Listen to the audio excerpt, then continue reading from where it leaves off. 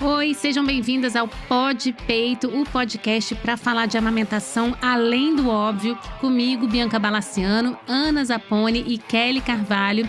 A gente vai ter novos episódios quinzenalmente às quartas-feiras e você encontra o Pod Peito no YouTube e também no Spotify.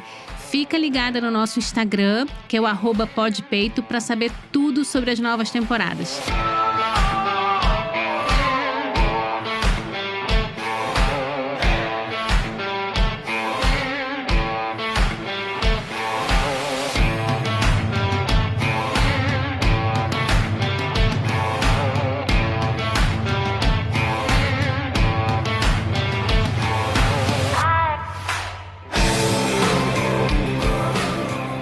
Bom, sejam muito bem-vindos. Hoje é o nosso primeiro episódio aqui do Pod Peito, que é uma ideia já antiga, desde o nosso encontro. A gente se encontrou aí pelo mundo da amamentação para falar sobre amamentação de um ponto de vista mais realista, menos romantizado.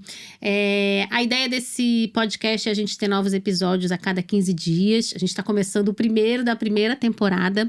A gente tem um tema também para o episódio de hoje, que vai ser a Semana Mundial de Amamentação. Mas primeiro, eu queria que a gente começasse se apresentando um pouquinho e falando para as pessoas por que a gente resolveu estar aqui junto falando sobre amamentação no podcast, né? Então, assim, vou começar comigo e depois vou convidar minhas queridas amigas para falar também. Eu acho que esse é mais um canal em que a gente vai poder ter um contato direto com as pessoas, tanto as famílias quanto as profissionais, para falar sobre um tema que é um tema urgente, sobre um tema que é um tema múltiplo, né? A gente tem tido dificuldades, eu acho, em todos os cenários, não só no cenário da amamentação, mas assim, de ter espaço para reflexão crítica, de ter espaço para pensamentos fora do óbvio, fora dos extremos, né, de diálogos, de conversa. E como 3 profissionais aqui que já atendem famílias há muito tempo, a gente acabou se conectando, né, muito assim nessa ideia de falar sobre a amamentação para além daquilo que a gente vê no dia a dia das redes, da mídia. Então eu acho que aqui vai ser um espaço seguro, né, inclusive para a gente poder trocar com quem está nos assistindo, não necessariamente concordando com a gente, mas entendendo que é um cenário em que a gente pode pensar diferente e tá tudo bem, né, em que a gente pode refletir, a gente pode mudar de ideia também, conforme as coisas vão caminhando. Então eu penso que um podcast, na verdade um videocast, né, porque a gente está em vídeo aqui também, vai ser um espaço para a gente realmente deixar esse fluxo de ideias correr e trazer coisas que a gente vê no dia a dia num espaço assim muito solitário, que é o nosso espaço do atendimento, né, de dia a dia, e a gente poder conversar um pouco sobre isso, fugindo da casinha, né, fugindo do tradicional. Então, queria convidar a Ana agora para dizer por que você acha, Ana, que é importante falar sobre a alimentação no podcast? Eu acho que é para sair um pouco da bolha, seja dos profissionais de saúde e sejam das pessoas que amamentam.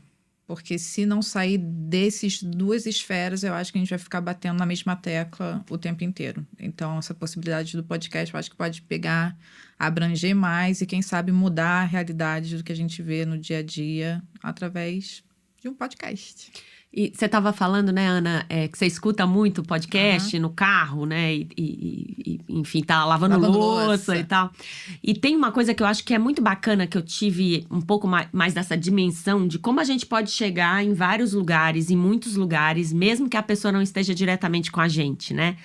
Então, acho que a ideia do podcast também é poder chegar em pessoas que estão em regiões, às vezes, mais remotas mesmo, do ponto de vista de atendimento prático, clínico, né?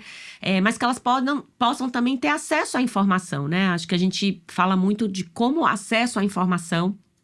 Primeiro, pensar no acesso à informação como um poder mesmo que a pessoa tem de poder dialogar com o profissional que vai atender, com a cultura que a cerca, com a empresa onde ela trabalha, né? E por outro lado, tem muita gente que não tem como chegar, né? Eu vi isso acontecendo muito, muito fortemente quando o nosso grupo de amamentação virou online, né? Eu modero um grupo de amamentação. Quando ele virou online, a gente morrendo de medo daquilo não funcionar, gente falou, nossa, né? Quanta brasileira, por exemplo, expatriada tá podendo participar do grupo e tá podendo falar sobre uns assuntos que a gente pensa de maneira tão específica no Brasil, porque a amamentação também é cultural, né? Pra gente pensar do ponto de vista familiar, cultural. Então, acho que a ideia do podcast é também poder chegar em mais pessoas, também a gente poder levar informação para mais pessoas e também receber informação, né? A gente sabe que o que a gente vai dizer aqui tem a ver com um monte de coisa que a gente estuda, com um monte de coisa que a gente vive e com um monte de coisa que chega pra gente também, né? Seja através de atendimento, de mensagem, na rede social. Então, é sobre isso que a gente quer conversar, sobre a amamentação nesse momento atual, né? Do ponto de vista de três profissionais. Acho que essa ideia é ampliar mesmo o conceito de amamentação. E assim, eu acho que uma forma interessante da gente, já que a gente vai fugir do óbvio, uma forma interessante da gente se apresentar para quem tá chegando agora, na verdade todo mundo tá chegando agora, porque a gente também tá chegando agora. Inclusive a gente. A gente contar por que acha que começou a trabalhar com isso, né? Começou a se interessar por esse tema, porque eu tenho esse princípio que eu acho que ninguém trabalha com amamentação à toa, assim. Eu acho até que, claro, tem profissionais que estavam lá numa instituição e foram colocadas ali dentro de um centro, de uma UTI, de um serviço específico de amamentação, mas assim, para chegar até um podcast, até um curso, até uma formação, ou começar a fazer um atendimento privado, né, um atendimento individual, eu sempre acho que tem um plus, que tem um a mais, né? Então, assim, vou começar falando um pouco, então, da minha história. Eu acho que, assim, para mim, a questão, até por conta das vivências difíceis, de relacionamento difícil com a alimentação desde a minha infância. Isso é a primeira lembrança que eu tenho da minha vida, né? É ter nascido num peso maior do que o esperado. Então, assim, isso é um peso muito grande para mim. Eu acho que a alimentação e a amamentação estão super conectadas, né? Então, eu acho que, naturalmente, o meu olhar para a amamentação sempre foi um olhar, assim, um pouco...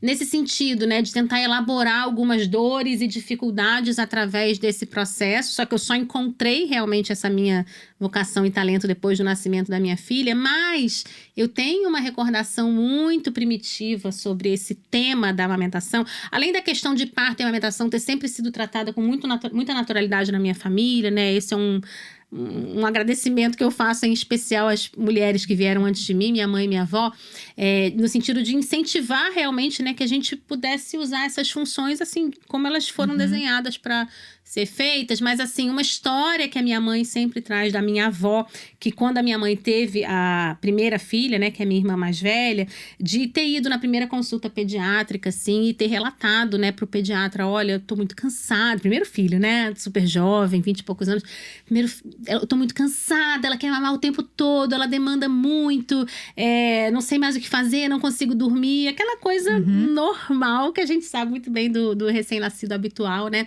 e o pediatra ter oferecido para ela, então, a fórmula, né? E ela, num momento, assim, inclusive financeiramente difícil, mas foram até, acho que a farmácia, o mercado, sei lá, com meu pai, compraram, assim, a fórmula com assim, representando, inclusive, uma coisa importante no orçamento, né? Até porque a gente sabe que isso, né, era uma época que não tinha. Minha irmã já tem, não sei se ela vai ficar chateada eu falar a idade dela aqui, mas enfim, mais de 4 décadas. Então, uma época em que fralda descartável, leite, eram coisas que representavam um verdadeiro buraco no orçamento, né? E eles foram lá e compraram a fórmula e deixaram a latinha lá, chegaram em casa.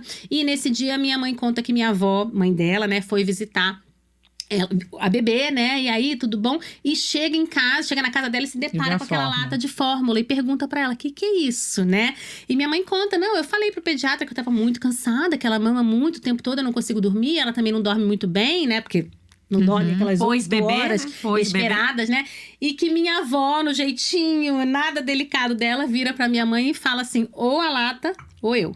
Porque assim, se você der isso pra minha neta, eu não volto mais aqui pra visitar, nem pra ajudar, nem pra curtir, nada disso. Então, assim, ou a lata, uma comunicação, psicologia, assim, muito, né? Assim, comunicação eu não, muito se der isso pra minha... E ela fala isso, né? Se der isso aí pra minha neta, tipo, né? Você tem aí teus peitos, seu leite e tal. Não vou nem problematizar isso, né? Porque, enfim, a gente sabe de todas as dificuldades da amamentação e tudo mais, mas naquele momento, assim, ela não tinha alguma coisa além, né? Ela claro. tava realmente... E não que isso não seja importante, exausta, cansada, mas assim, minha avó com toda essa psicologia. E aí minha mãe diz que naquele momento Escolheu ela a tirou avó. a lata de dentro de casa e falou, isso aí, isso é a maternidade, né? Num momento em que também não tinha apoio de companheiro, nada disso, né? Muito pouco. E ela conta essa história, né? E isso, eu acho que isso ficou na minha cabeça, porque eu vejo que, tanto para mim quanto para as minhas irmãs, a questão da amamentação é uma coisa importante, né? Mas é claro que eu acho que a cerejinha do bolo foi realmente uma dificuldade inicial que eu passei com a minha filha e que eu olhei para aquilo e falei assim, bom... Não existe nenhuma possibilidade de eu não ultrapassar esse desafio, né? Então, e a gente sabe hoje, né, o quanto a autoeficácia é importante na amamentação, mas assim, quando eu tive dificuldade de amamentar minha filha, que fez 18 anos agora, eu nunca, em nenhum momento, eu olhei para aquilo e falei assim, eu não vou conseguir amamentar, né? Assim, e isso eu acho que vem da minha cultura familiar. Eu só olhei e falei assim, opa, não esperava que fosse assim. Mas eu vou atrás disso até o fim do mundo, porque não existia em nenhuma instância a opção de não amamentar, né? E assim foi, eu acho que eu sou eternamente grata à minha filha. Então, assim, eu acho que esse ciclo de mulheres, né, da família, eu fico até meio arrepiada de falar, mas assim, verdade.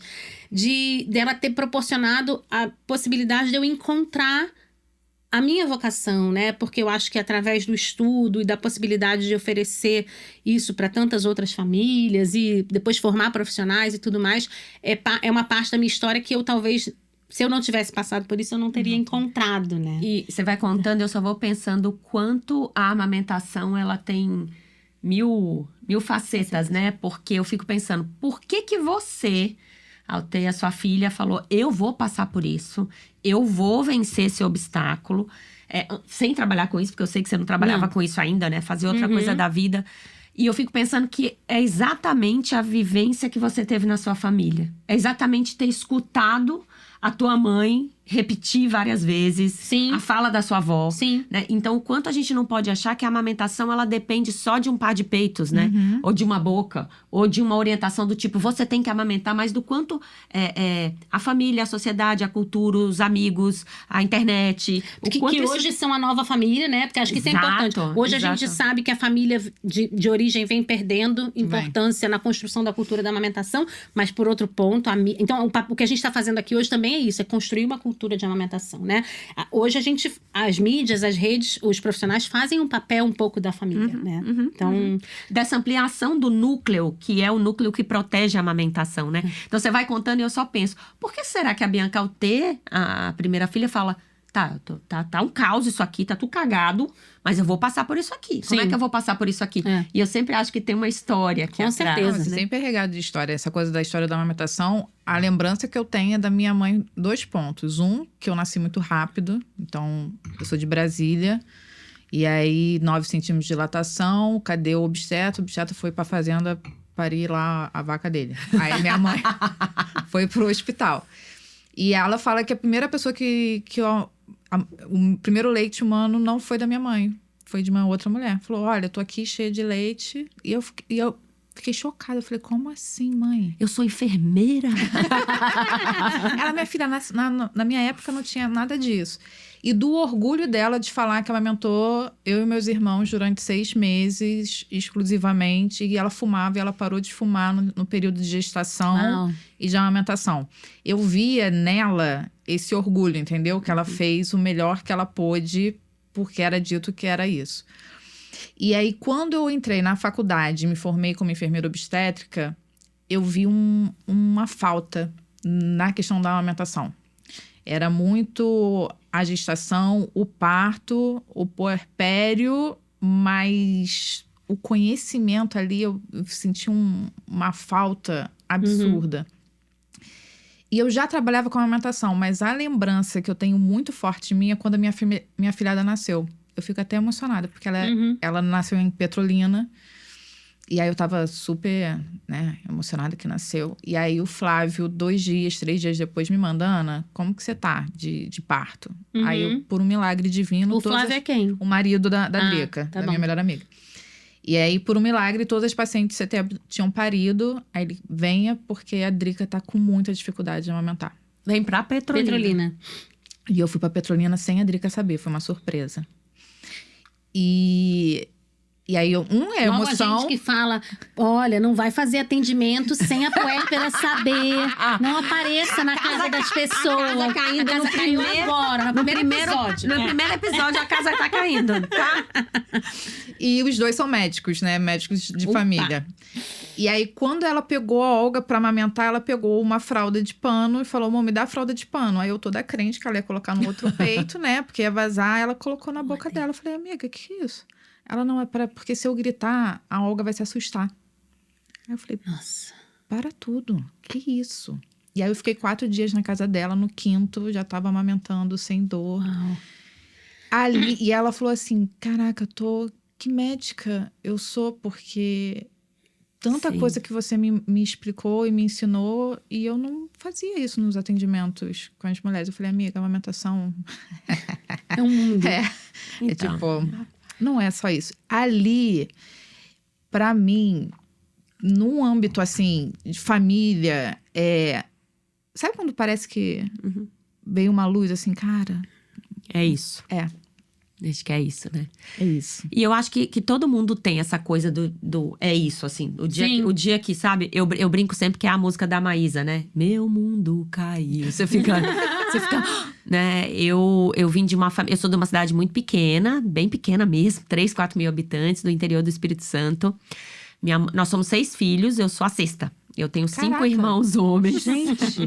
Eu tenho 5 irmãos homens mais velhos e eu sou a 6ª filha. E como é uma cidade muito pequena, a gente não tinha muito essa coisa da indústria lá, assim, né? De propagandas. Não chegava pra gente lá, assim. E eu lembro da minha mãe contar desde sempre do orgulho dela de ter tido 6 partos normais, inclusive 2 dos meus irmãos nasceram em casa. Uau. E da amamentação, né? De ter me amamentado por 1 ano e 8 meses. E dos meus irmãos, né? E era um filho atrás do outro. Meus irmãos são tudo meio que escadinha, assim. E minha mãe amamentava grávida e tal. Então, eu lembro da minha mãe contar isso, né? Então, quando eu fui ter os meus filhos, né? Quando o Antônio nasceu em especial, que é o meu filho mais velho, que fez 21. Eu achei que, gente, tem peito, Bota o no menino peito. tem boca. Minha Isso. mãe conta tanto que botava no peito, que, nossa, que os filhos dela mamaram tanto. Eu achava que ia ser assim, né? E aí, Maísa apareceu de novo na minha vida cantando Meu Mundo Caiu. Maísa é a trilha sonora. E foi muito difícil, porque o Antônio, ele desidratou. Ele perdeu 700 gramas, assim, logo que ele nasceu. E eu lembro que… Eu nunca vou me esquecer disso. Talvez a gente chore nesse episódio hoje. Talvez. Já iniciei. Sou Estreiei. geminiana, não choro muito, mas… pisciana, né, então. pisciana. Esquecemos do lencinho. Esquecemos aqui. do lencinho. É. Mas eu lembro que eu tinha me mudado para São Paulo há 4 meses, quando o Antônio nasceu. Eu não conhecia ninguém, né? A gente não tinha dinheiro. Eu fui no livrinho do convênio, assim, procurar um médico. E eu lembro que a única pessoa que eu conhecia era a minha obstetra, né? Porque tinha feito meu parto e tal.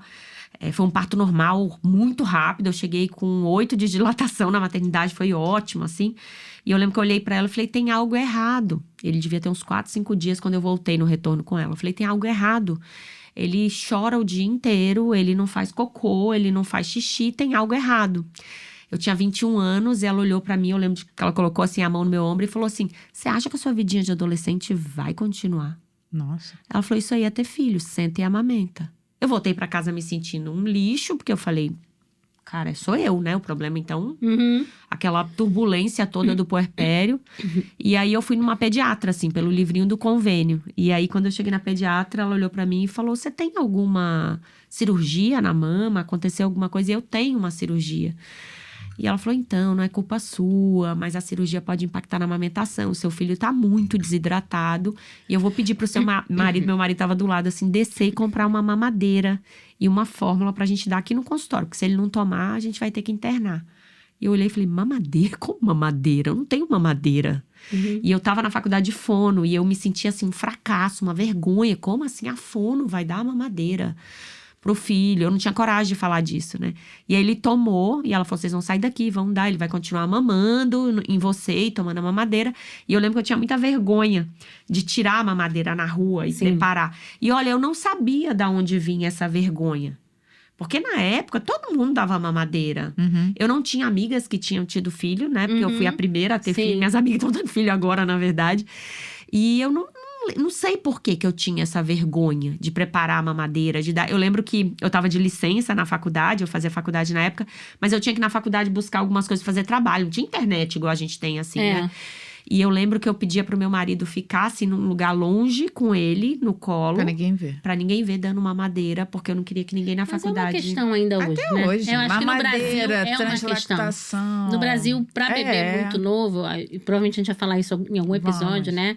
Ainda é uma questão, né? Você sacar uma mamadeira, dar… E a própria pergunta das pessoas, você tá amamentando? Isso é uma coisa que eu acho que é muito cultural do Brasil, né? E se você parar pra pensar… É bem invasivo, né? Tipo assim, o que você tá dando aí? É quase como uma coisa assim, todo mundo é dono desse bebê. Mas só da parte boa, né? Porque na hora da relação lá, ninguém, nem o Estado também não se implica, né? No cuidado infantil. Mas na hora de questionar, de culpabilizar, de julgar, é sempre aquele olhar, né?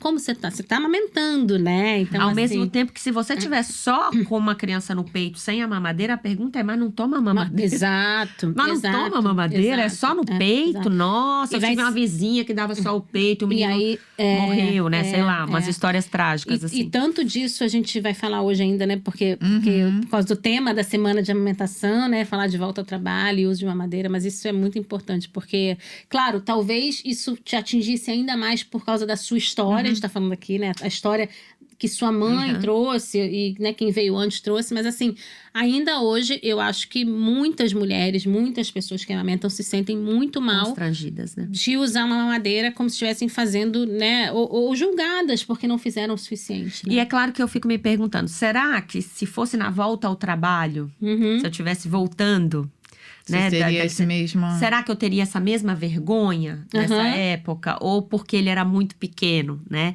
E nessa época eu nem sabia que fono trabalhava com amamentação, na verdade, né? Eu tava no 2º ano da faculdade, não tinha, né?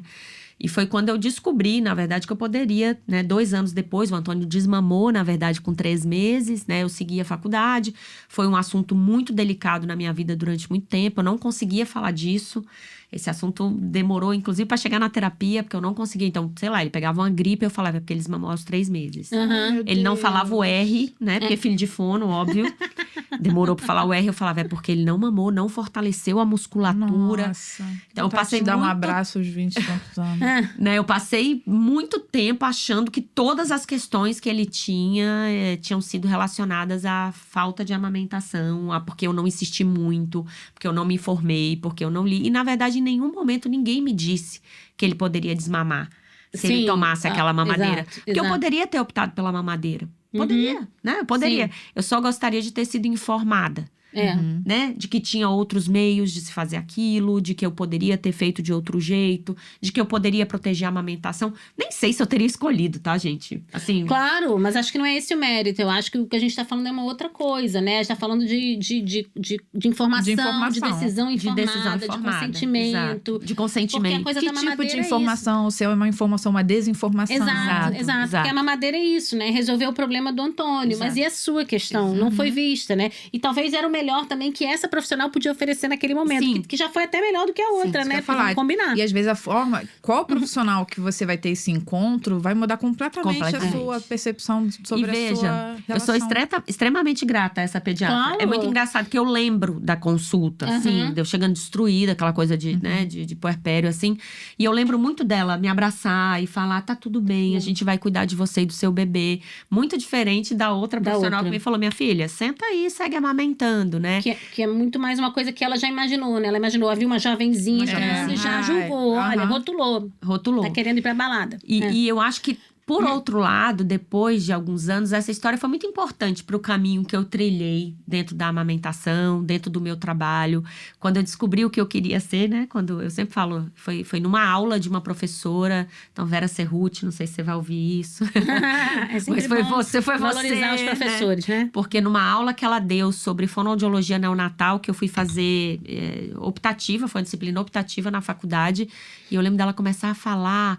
E os meus olhos se encherem assim de lágrimas. Eu falo, Fono pode fazer isso. Nossa, é com isso que eu quero trabalhar. Eu lembro que eu saí da primeira aula falando, descobri. É isso. E eu nunca desviei a rota, assim, pra trabalhar com outras coisas. Eu tive esse momento de luz quando eu fui…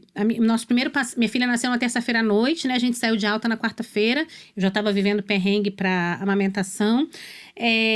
entrei em contato com a minha doula para me ajudar, mas na época ela ficou gripada logo em seguida ao parto, então ela não pôde me ajudar. Aí na sexta-feira de manhãzinha cedo a gente foi no banco de leite do Fernandes Figueira. Foi pelo menos eu sabia a quem recorrer, assim. Eu acho que isso já é um ponto além, né? Um ponto fora da curva, especialmente há 18 anos atrás. Então, a gente não tinha essa realidade de consultoria e amamentação como a gente tem hoje. Então, no atendimento do banco de leite, que naquela época não precisava de agendamento e nada disso, né? Quando a enfermeira botou a mão no meu peito e ela apertou assim, e eu vi o leite, eu tava assim sentada, né? Meu marido, ele tava segurando a Júlia, e ela botou e ela apertou e saiu o leite assim, e ela começou a botar num copinho.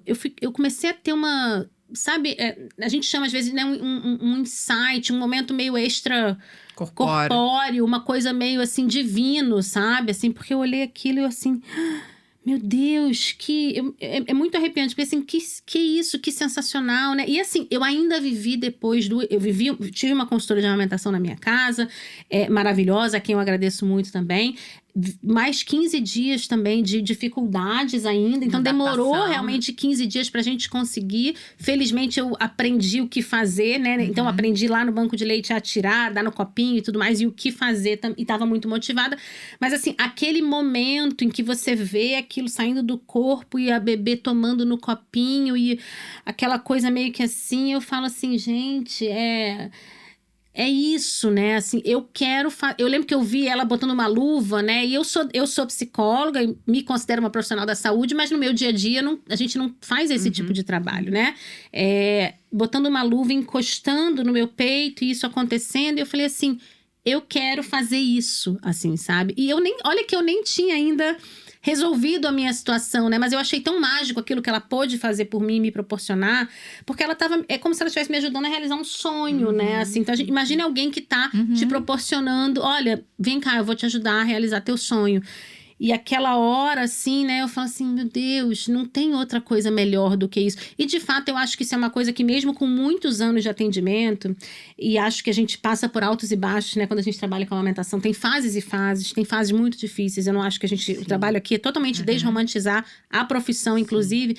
Mas, assim, essa coisa de você não perder o encantamento ao ver um bebê mamando e uma mãe relatando assim, melhorou, ainda que um pouco só, porque a gente sabe que não é mágica, assim.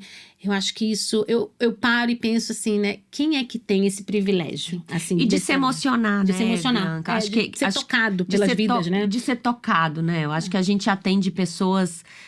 Acho que até pra gente chegar no tema da Semana Mundial de Amamentação, né? Mas eu acho que a gente atende pessoas no pós-parto muito vulneráveis. Assim, as pessoas estão muito vulneráveis, Todas né? as pessoas estão. Então as pessoas chegam, assim, a vontade é você abraçar mesmo, né? Sim. E muitas vezes os atendimentos são difíceis, né? A gente pode em algum momento aqui falar, né? Semana passada eu tive um atendimento mesmo que, enfim, não saiu como esperado, nem pra mim, nem pra família. Isso mexe com a gente, mexe com a família, mas eu acho que poder.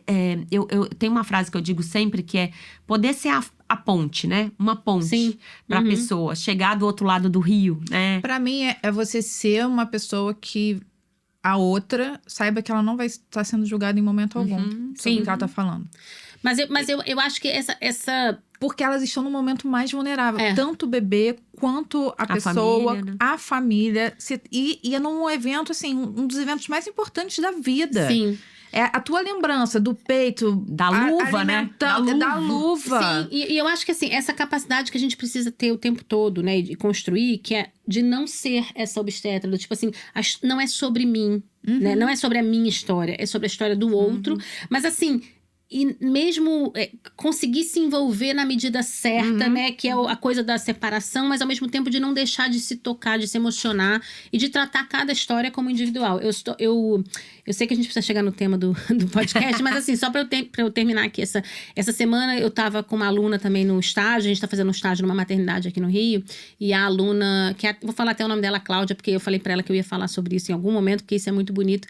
E a gente tava se apresentando, né? E a Cláudia, ela é uma profissional uma nutricionista que trabalha ainda em maternidade e tal, e em um determinado momento ela foi colocada dentro do banco de leite, e aí ela teve a oportunidade de começar a trabalhar com a amamentação e reviver a própria história, né? E aí ela estava dizendo para mim, pra gente, né? Cada puérpera que chegava, eu via ali a Cláudia, né? Porque ela não teve o apoio necessário, ela passou muitos perrengues, conseguiu vencer, mas ao mesmo tempo ela não perdeu dentro dela aquela sensação do tipo assim, isso precisa de mais para isso acontecer, precisa de mais visibilidade, mais apoio. Então, quando ela diz para mim, né, até hoje, ela já é uma profissional de muitos anos de carreira, quando eu recebo alguém lá no hospital ou nos meus atendimentos, eu vejo ali a Cláudia. E eu falei assim, poxa, que a gente nunca perca isso, né? Porque eu também acho que eu vejo ali a Bianca, de certa forma. Mas o perigo é eu só ver a Bianca ali, né? E como você passou por isso, né? Então, se você só olhar e enxergar a Bianca, você fala...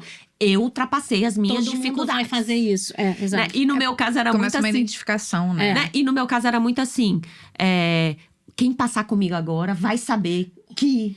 a mamadeira desmama. E que, sabe assim? Então, o quanto é perigoso, tanto lá quanto cá, né? Exato. E aí, você tava falando de visibilidade.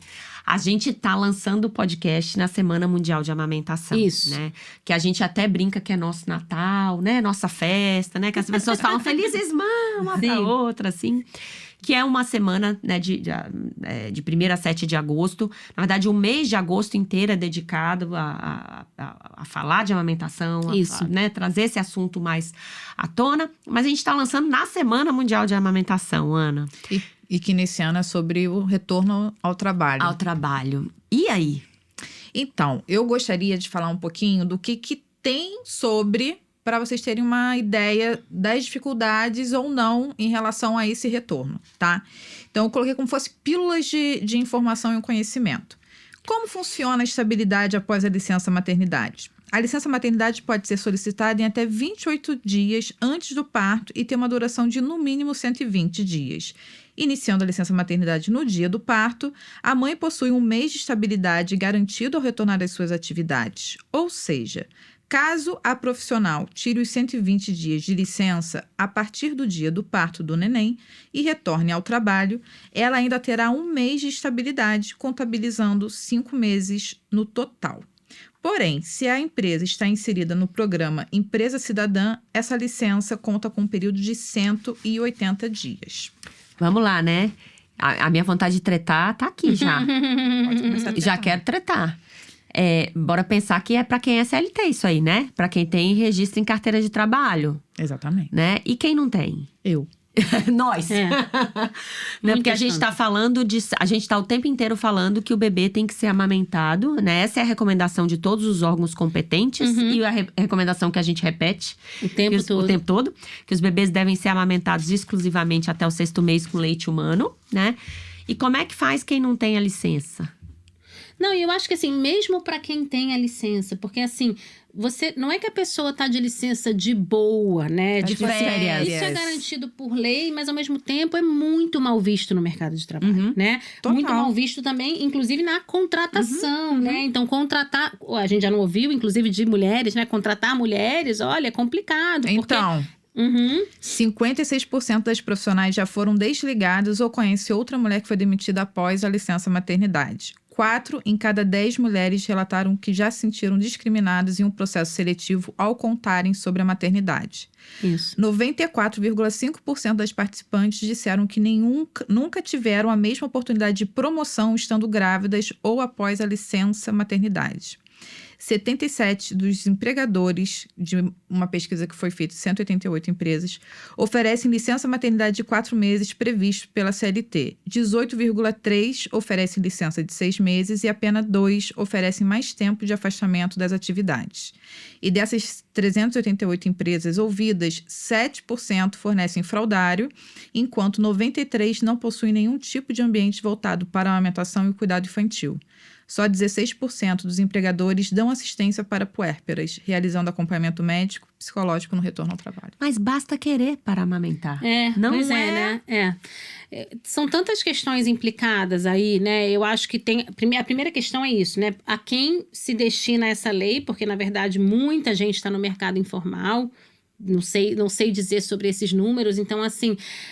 Eu acho que começa daí a problematização da Semana Mundial. Porque, assim, como eu contei pra vocês, né? Quando a gente decidiu sobre esse tema, eu já falei, e a ideia do podcast é isso mesmo, né? Ir além do óbvio.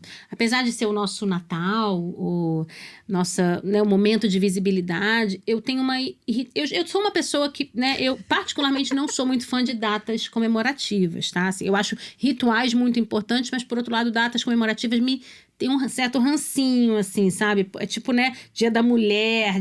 Porque a Semana de Amamentação, pra mim, cai um pouco nesse lugar do Dia da Mulher, né? Tipo assim, a gente escracha com a pessoa o ano inteiro. Mas no Dia da Mulher a gente dá um bombom. Então, a Semana de Amamentação é a mesma coisa. Quem nunca aqui recebeu propostas indecorosas de empresas de fórmula, chupeta, mamadeira na Semana de Amamentação? Não, nessa semana a gente vai falar sobre amamentação. Então, assim, por um lado, eu acho a Semana de Amamentação super importante, porque a gente realmente precisa, pra aumentar a conscientização, visibilidade, inclusive reflexão crítica, precisa de um momento em que a mídia esteja se debruçando sobre isso. Mas, ao mesmo tempo, dá uma sensação que você fica batendo murro em ponto de faca. Exato. A empresa fala, mostra uma imagem linda da mulher amamentando, mas se você for ver aquela empresa, não tem uma sala pra fazer ordenha de leite. Então, esse tema me irrita um pouco, sabe? Assim, primeiro porque, assim, cadê a raiz do problema, né? Que é a ausência de políticas públicas, que é a questão também do cuidado ficar... Quem disse que esse cuidado parental, tem que ser o cuidado materno apenas, né? Então... Assim, e a gente tem que problematizar isso, claro, porque a amamentação quem vai estar fazendo é a mãe, sem dúvida nenhuma. Não, porque eu ia trazer o projeto de lei dos deputados justamente para mudar isso. Beleza, porque eu acho que assim, a gente tem países desenvolvidos também oferecendo licença parental, não só maior, mas também com escolha de quem é o cuidador que vai ficar.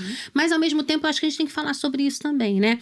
O cuidado parental é muito importante. Eu acho que a gente só vai realmente envolver a sociedade no cuidado infantil se a gente começar a ampliar de algum lugar. Mas, ao mesmo tempo, assim, quem tem o peito é a mulher mesmo. E aí faz como? Né? Quem tem o peito é aquela pessoa que está amamentando, eu digo, né? Quando isso não é Claro, quando a gente tem famílias diversas, aí isso vai ampliar muito mais essa discussão, porque aí eu vou ter 2 pessoas amamentando, ou 3, sei lá. Que a licença não é concedida para quem não gestou, adoção, por exemplo. Ou na indução, ou na adoção também. Porque aí senão se torna uma culpabilização como se fosse tarefa apenas daquela pessoa. Única. Mas na semana fica... só para eu final. Na semana fica essa coisa muito assim, né? Trabalhadora que amamenta, né? Qual é a lei que a gente já tem? O que a gente vai fazer? Como não oferecer a mamadeira na volta ao trabalho? E eu acho que assim, não oferecer a mamadeira, gente, é a cerejinha do bolo. Porque assim, para você poder estar nesse grupo, inclusive, que vai poder tentar fazer alguma coisa a respeito para evitar a mamadeira, você já tem que ter passado por tantos obstáculos anteriores, que são os obstáculos que às vezes eu vejo assim, não sendo discutidos num movimento como é a SMAM. Então, eu sempre tenho uma visão meio reflexiva. A gente teve um tema também há alguns anos, não me lembro do ano passado, se foi ano passado exatamente, mas sobre a questão da sustentabilidade. Sustentabilidade e tal, que é hoje um tema também que é isso, né? É muito bacana falar de sustentabilidade. Não tem lata, não gasta água, não polui o planeta. Beleza, mas assim...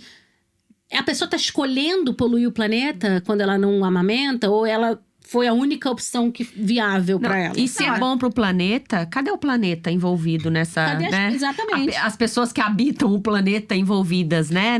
Nesse trabalho todo, né? Nessa pesquisa, foi justamente quem não tem carteira assinada. Eu não tenho carteira assinada. Sim, também. E aí eu juntei, fiz meu pezinho de meia para eu ter minha licença maternidade e ficar de repouso no início da gestação com risco de abortamento e na reta final. Lá se foi meu dinheirinho. Acabou, dá licença. Guardado. E assim, eu só amamentei exclusivamente o Guga durante 6 meses porque tinha uma galera ali junto comigo. E também uma questão pessoal sua, né? Porque assim, não teve um incentivo público. Não. E a sociedade não está incentivando. E um lugar até de privilégio, né, Ana? De poder... Não, o lugar de privilégio com as pessoas com que eu trabalho, super, né? Ana, vai lá, tira teu leite, tranquilo. Minha mãe ia na maternidade quando eu tava assistindo o parto pra levar o Guga pra eu amamentar, dar o meu peito pro Guga. Então, meu marido fazia todo o esquema lá do leite ordenhado. Então, não é apenas a pessoa que amamenta. Porque você coloca todo o trabalho na pessoa. Quando, na verdade, tem que ter uma rede de apoio. E mesmo as empresas, né, que a gente estava falando, a Ana leu aí os dados da empresa cidadã, né, que é quem tem isenção fiscal mediante 6 meses de licença, né.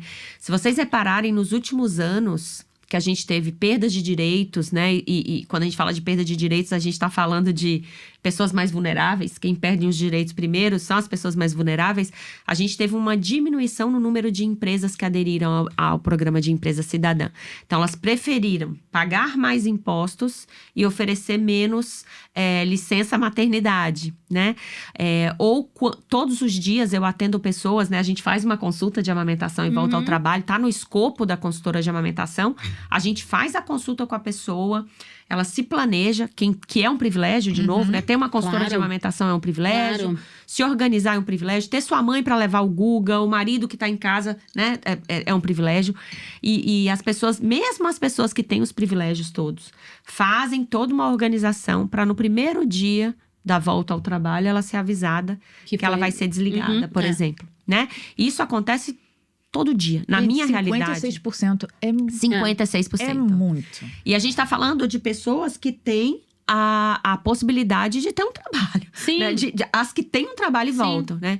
Mas eu acho que antes disso, a gente precisa pensar nessas pessoas que têm um bebê e que a gente precisa pensar que antes de pensar em garantir 6 meses de amamentação, precisa pensar no primeiro mês, né? No segundo mês. A gente pensa nas profissionais liberais que muitas vezes têm bebê e 3 dias depois elas voltaram a fazer faxina. Claro, com certeza. Elas voltaram a fazer, né? São as manicures, as faxineiras, as trabalhadoras. E, na verdade, a amamentação é isso, né? É um pedaço o pedacinho, é a pontinha do iceberg, porque a gente tem uma sociedade que não valoriza o cuidado infantil, Sim. né? O cuidado infantil, ele é o de menos, ele é o papel de alguém que, olha, né, não serviu, né, a mãe que fica em casa, ou o cuidador que fica em casa, ou mesmo quem é contratado para isso, ou até mesmo os professores, né, que recentemente foram, inclusive, detonadíssimos aí publicamente, e sempre são, né, como a gente estava falando, é um papel menor para a sociedade. Então, eu acho que, assim, falar de amamentação na volta ao trabalho passa necessariamente por essa coisa de você valorizar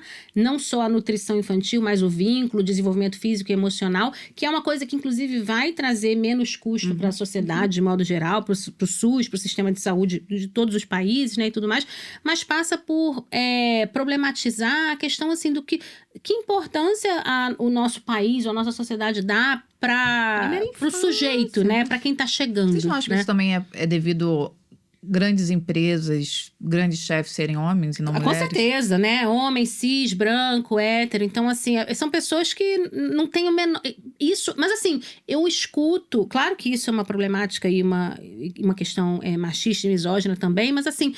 Mesmo mulheres e mesmo lactantes, ou mesmo pessoas que amamentam, muitas vezes reproduzem esse discurso também. Sim, gente, capitalismo. Exatamente, capitalismo, né? Porque é isso, quem puder abrir mão dessa sua licença vai acabar sendo uma funcionária que vai representar, né, mais lucros para a empresa. Então, e vai ser mais valorizada por isso, né? Acho que não é à toa também que a gente... Hoje só existem 2 países no mundo inteiro que não oferecem qualquer tipo de proteção ao pós-parto. Um deles é Papua Nova Guiné e o outro é Estados Unidos da América, né? Que é uma das potências aí e que é uma desvalorização. Não vou nem começar a falar sobre o sistema de saúde americano, porque eu acho que não é nem o tema da gente aqui, mas assim, a gente já sabe da podridão, né? Mas assim, você não ter um sistema de saúde universal já mostra o interesse que aquela sociedade dá pro indivíduo, né? Porque assim, sem saúde não tem o resto. É um bem universal, então, né? Sem saúde não tem o resto. Agora, você não proteger a puérpera e o bebê é um desinteresse absoluto pela continuidade da humanidade. Porque, assim, você está deixando essas pessoas os mais fortes vencem, né? Exatamente. Os mais fortes é uma vencem. Seleção natural, que na verdade não tem nada de natural. Ela e você do pensa sistema, nos Estados Unidos, né? na questão de capitalismo, tanto é que a maior parte dos apetrechos voltados vem da onde? E é por isso, né? Muitas pessoas perguntam por que todas as bombas são americanas, as melhores são americanas? Por que as consultoras de lá sabem tudo sobre a oferta de mamadeira, sobre programa... estimulação com bomba. Né? Os protocolos de ordenha com bomba. Porque, meu amor, se elas não fizerem isso, não tem aleitamento no dia 1, entendeu? Assim, então, não tem nem aleitamento, nem oferta de leite humano, né? Exatamente, não tem nada desde o dia 1. Então, elas são experts nisso, né? E aqui a gente acaba importando um pouco isso também, sabe? Só que é isso, a gente vai elitizando cada vez mais Sim. essa possibilidade de seguir a amamentação depois da volta ao trabalho. Porque se você precisa da melhor bomba, se você precisa, né, ter a mamadeira que não desmama, né, que a gente sabe que é uma grande Contratar falácia, mas consultora. exatamente. A gente vai também restringindo o grupo de pessoas que vai poder fazer isso. Enquanto, na verdade, a raiz do problema é outra. A raiz do problema é uma sociedade que não valoriza a infância, que não valoriza a parentalidade como um todo. Então, assim, um pouquinho do meu ranço da semana de amamentação é que eu tenho a sensação que é tipo aquela relação com amiga que você não aprofunda, sabe? Assim, que é justamente o que a gente não quer aqui. É discutir superficialidade. Tá tudo bem? Tá tudo bem, né? E por trás a pessoa tá fudida lá, porque... Então, a semana de amamentação pra mim é isso. Aí chega o fulano lá da drogaria tal, da empresa tal. Vamos fazer uma ação com você? A gente distribui um monte de lacinhos dourados e agosto dourado, tudo dourado. E eu falo assim, gente, enfia em qualquer lugar esse dourado, assim, sabe? Porque você o ano inteiro ficou fazendo promoção de fórmula, você ficou botando conteúdo que desmotivou as mães, você fez public post de coisas que levaram a pessoa a desmamar. Você recebeu brinde no seu consultório. Recebeu brinde, exatamente. De empresa também, que, né? De empresa que e aí fabrica. Vem falar né? aí depois vai dizer que a mãe é preguiçosa porque ela não ordenhou leite pra deixar no congelador por um mês, ou não arrumou alguém que desse o copinho, ou não foi atrás da creche que dava o copinho, ou não foi... Não, meu amor, não é isso não, sabe? E, então, esse é meu ranço. E até porque, né, gente, eu fico pensando, né, quantas vezes eu já ouvi, por exemplo, nossa, eu não tenho lugar pra guardar o leite na empresa porque as pessoas têm nojinho do meu leite quando eu coloco na geladeira. Sim. Gente. Ou eu não tenho, Kelly, como usar uma bomba. Eu até tenho uma bomba elétrica, mas eu não posso usar porque o único lugar que é disponível pra usar é dentro do banheiro, na cabine do banheiro. Porque eu não tenho uma sala E nem e eu não tomada também. quero tirar na frente dos outros, né? Tem O mínimo, né? Aham. É o mínimo. Então, o quanto a gente volta a colocar, né, A responsa a apenas responsa na e mulher o quanto isso gera culpa, né, gente? Assim, ou pessoas, por exemplo, né, eu sou de São Paulo, então em São Paulo você demora 2 horas pra chegar no lugar, 2 horas pra voltar desse lugar. Se chove, 3, 4. Você não chega, né? Então, essa pessoa tá com uma bolsa de leite em pé, num ônibus lotado. E a gente tá falando, mas basta querer. Se você se esforçar, você consegue. Né? Se você trabalhar 12 horas por dia... Não há pobreza que resista, não há bebê que fique sem leite. É isso. Trabalha enquanto eles dormem. Então, Trabalha enquanto eles dormem. E assim, dorme quando? E vive Não é? quando, né? Porque também a gente não fala sobre isso também. Mas por outro lado, Bianca, só jogando assim uma pimenta, assim, eu acho que é importante a gente ter... Claro, é isso que eu ia não falar isso agora somente. mesmo, né? Não, Qual mas é a importância? O que muda? Porque, assim, é claro que, assim, é importante. A problematização é porque tem que problematizar. Mas, assim, é importante falar de amamentação. Óbvio, é necessário, é essencial. Então, assim, o que representa, na visão de vocês, por exemplo, a semana de amamentação e o que muda para a sociedade? Qual é o impacto da gente ter uma semana, ou talvez um mês, né? Mas é mais a primeira semana. Então, eu fico me questionando se gera algum impacto para a sociedade. Por isso que... Será? Porque Eu tem fico aquela me galera que questionando. fala também, né? Eu me vejo numa bolha, todo mundo falando a mesma coisa. Sim. Aí E tem aquela galera falando, né? A semana de amamentação me ataca, porque, né, algumas famílias que falam, eu não consegui amamentar, e a semana de amamentação, pra mim, representa uma semana que fala. difícil, é um ataque quase pessoal, assim, né? Pois é, entendeu? Assim. Eu não sei se você responder a sua pergunta. Se você responder a sua pergunta. Não, isso é uma coisa que eu me pergunto mesmo, se gera algum impacto. Porque do tanto que a gente fala... Mas assim... Por exemplo, uma sala de lactação para tirar o... Não é difícil, gente. Sim, não é difícil. Sim. Mas assim, eu acho que quanto mais informação puder chegar nas pessoas leigas... As pessoas leigas. Não em nós, profissionais, não em quem... As pessoas leigas, né? Então, nos últimos 3 anos, eu tenho sido convidada... Ficou péssimo, né? Mas eu fui convidada, e esse ano, mais uma vez, no lugar... Por exemplo, o ano passado me chamaram para falar para pessoas que tinham escolas públicas, escolinhas, para falar de amamentação. E eu nunca vou me esquecer, tinha uma coordenadora de uma escolinha pública, ela ficou chocada. Ela ficou em choque. Quando ela me ouviu, ela falava, é sério? Então, não precisa da mamadeira? Que é uma eu coisa posso assim, oferecer né, outro jeito. Eu posso treinar a minha equipe. Então, e foi numa semana mundial. Então... Sabe assim? Já aprendi. Então... Tem não, eu são acho... migalhas, às vezes, é né? São isso. sementes, são Mas sementes. assim, gente, eu acho que às vezes... e talvez, né, até pensar um pouco diferente, que a gente fica querendo, e talvez durante muito tempo eu fiquei muito paralisada achando que eu ia fazer uma mudança muito grande no mundo, assim. Eu preciso fazer algo que mude. A gente estava discutindo isso gente, não dá. essa semana num grupo, inclusive. E hoje eu entendo que são essas Mudanças. pequenas mudanças que vão mudar o mundo, assim. Talvez eu esteja sendo aqui muito, muito sonhadora, mas eu acredito muito que são pequenas pessoas, né? Eu modero esse grupo de amamentação e semana passada uma pessoa colocou lá, uma mãe do grupo, ela colocou, gente, vocês não vão acreditar, eu voltei ao trabalho, não tinha uma sala de ordenha, eu questionei na minha volta, o meu chefe ficou meio em choque, tipo… Tem gente que tira leite pra dar pro bebê. Ela falou, e hoje é a inauguração da sala de ordenha. Olha. E aí ela mandou teve uma festa no lugar, era uma empresa privada. E ela mandou um vídeo da sala Cara, que decorada, legal. com bomba. Foi uma mãe do grupo de amamentação. A gente não sabe o papo. Então, né? assim, eu acho que é importante, eu acho que a gente tem mesmo. Bom, nós somos as rainhas de, né, problematizar e Porque talvez criticar esses e tal. impactos, eu não tenho acesso, né? Mas eu acho que é importante chega a até mim. gente discutir e eu acho que cada uma aqui vai ter um lugar, né? A gente vai ter aí um episódio onde a gente vai falar um pouco sobre o ativismo e sobre, Sim, né, é verdade. a coisa individual. Mas eu acho que eu ainda vejo com bons olhos o mundo inteiro, nessa semana, tá falando sobre um tema que impacta na vida do mundo. Então, não, eu não tenho acho. dúvida que, assim, de que é necessário, porque é um tema, o tempo todo a gente tá falando, né? Não tem valorização, porque às vezes as pessoas desconhecem também, né? Então, assim, precisa realmente a gente aumentar a questão da conscientização e isso passa por falar. E no cenário brasileiro é até maior do que no cenário Sim, europeu, né? Se com você vai pensar na Europa, com na questão certeza. de amamentação, você fica Com certeza. É trevas. chocada. É, Você tem noção é de como trevas. que é a semana de amamentação lá na Europa? Não tenho noção de como é. Eu acho que assim, primeiro que a gente não tem consenso também, muitas vezes, a semana de alimentação, a gente tem consenso na data, né? Que eu acho que é agosto e isso é pra todo mundo. Agora, tem a coisa do dia do leite humano, tem a coisa do dia da doação. Então, em alguns lugares, essas datas ficam um pouco pulverizadas também, sabe?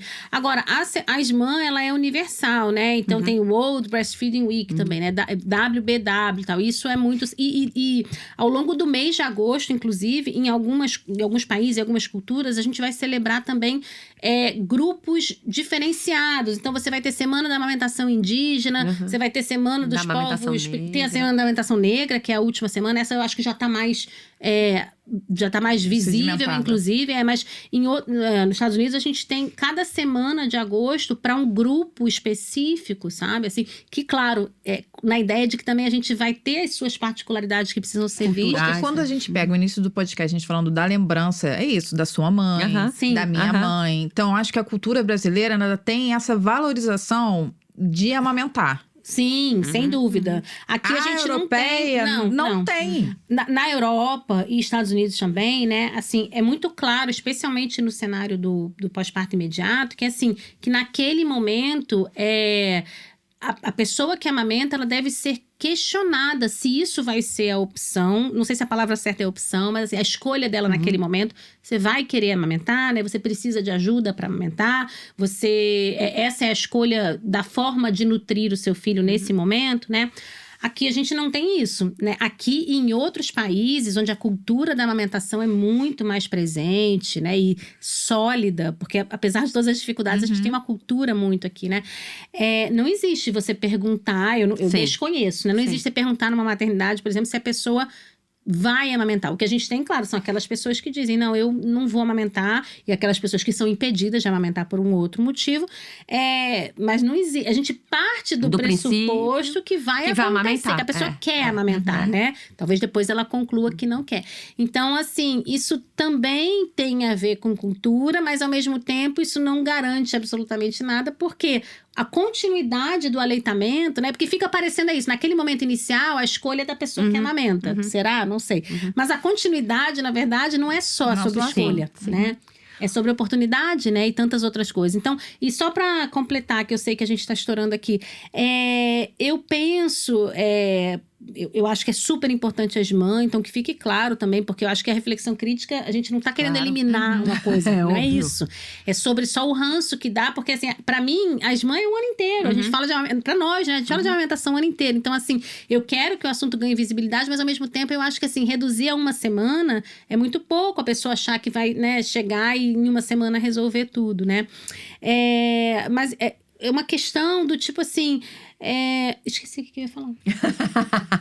Acho que é isso, Eu fiquei né? otimista. Eu fiquei otimista agora com o que lembrei a que eu ia Kelly falar. falou. Lembrei o que eu ia falar. Sim, é pra ficar otimista, mas eu acho que assim, eu acho que a gente podia reservar sempre uma coisa na SMAN, especialmente aqui no Brasil, onde a gente tem as redes de banco de leite humano, que é falar mais sobre assistência.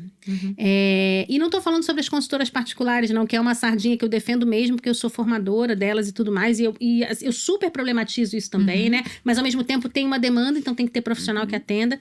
Mas eu acho que assim, a gente tem um sistema que funciona e muito bem de assistência e que é do SUS E que ninguém conhece. as pessoas não conhecem. Então, assim, eu vivo É o aqui país que no tem mais Rio. bancos de leite humano. Isso, no Exporta mundo. tecnologia. Exporta, educa as pessoas, forma profissionais no mundo todo, né? A rede é ibero-americana e tal. E as pessoas ali, na Pavuna, em Caxias, em São João de Meriti, elas não sabem que elas têm essa opção ali. E claro que muitas vezes não é só saber, é poder ir até lá, e só isso é um privilégio.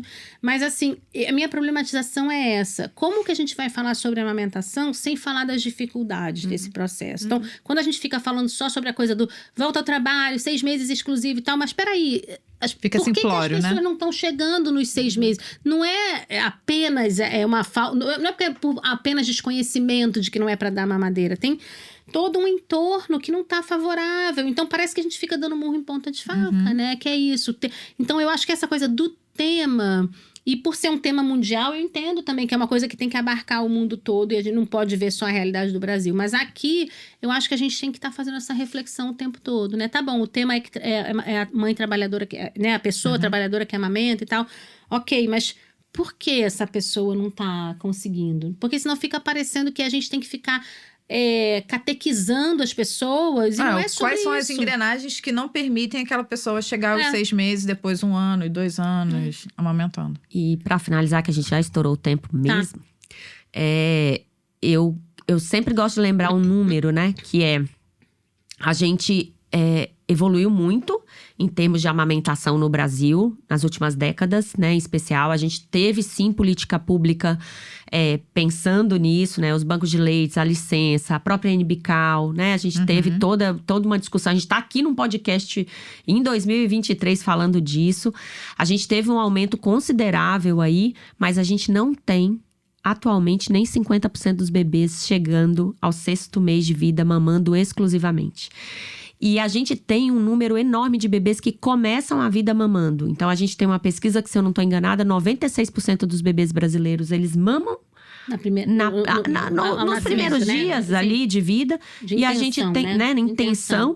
E a gente tem menos de 46% dos bebês chegando ao 6º mês. Então, eu sempre falo, que diabos acontece nesse período, né? E com certeza não é só falta de vontade ou falta de desejo de quem amamenta. Pode existir também, e tá tudo bem, porque, sim, né, nós somos sujeitos individuais e somos atravessados aí pela nossa subjetividade, mas falta muito de uma organização governamental, familiar, cultural, social, porque se amamentar, de novo, volta a dizer, tá aí todo mundo dizendo amamentar é bom pro planeta, é sustentável. Se é bom pro planeta, é sustentável, se diminui o gasto do SUS, é bom pra mim, é bom pra você, é bom pros meninos que estão gravando, é bom pra quem tá lá embaixo, é bom pra quem tá dentro dos seus escritórios. Então, é a responsabilidade de todo mundo, né? Então, acho que o foco é a gente colocar o foco da amamentação não em uma pessoa, mas na sociedade, né? Um foco social. Então, acho que é isso. A gente ainda tem muito que fazer, muito que trabalhar, e esse é o objetivo também aqui do POD, né? Vou finalizar com esse projeto de lei número 1934 de 2001, que dispõe sobre o Instituto da Parentalidade na legislação brasileira. A proposta está sendo chamada de Estatuto da Parentalidade, pois é a legislação mais completa apresentada pelo Congresso até o momento. O objetivo do projeto é garantir que todas as pessoas que possuam um vínculo empregatício socioafetivo tenham plenas condições de exercer seu papel legal de cuidados. Nessa licença, em substituição às licenças maternidade e paternidade. Enquanto a lei estabelece o afastamento de 120 para a mulher e apenas 5 para o homem, o Estatuto da Parentalidade estabelece uma licença de 180 dias, concedidas para até 2 pessoas de referência para uma mesma criança. O projeto de lei é de autoria dos deputados federais Sâmia Bonfim e Clauber Braga. Maravilhoso. Né? Que são pessoas que também passaram recentemente por essa experiência. Estão provavelmente vivendo, estão né? tocados e sensibilizados por isso, né? Tem um filho pequeno. E vamos lá, vamos jogar isso pro universo e quem sabe a gente vai estar aqui daqui a alguns anos gravando novos podcasts falando sobre coisas diferentes. Meninas, foi muito bom. Vamos deixar o convite pro pessoal, né? Daqui a 15 dias, então, a gente vai ter um novo episódio. Esperamos ter nessa temporada a cada 15 dias novos episódios. Espero que vocês tenham gostado. Eu amei. Eu adorei. Eu também. E coloque aqui embaixo o que vocês acharam do episódio. Falem com a E gente. mandem pautas pra gente também, que a gente vai adorar. Isso. Beijo. Beijos. Tchau, tchau.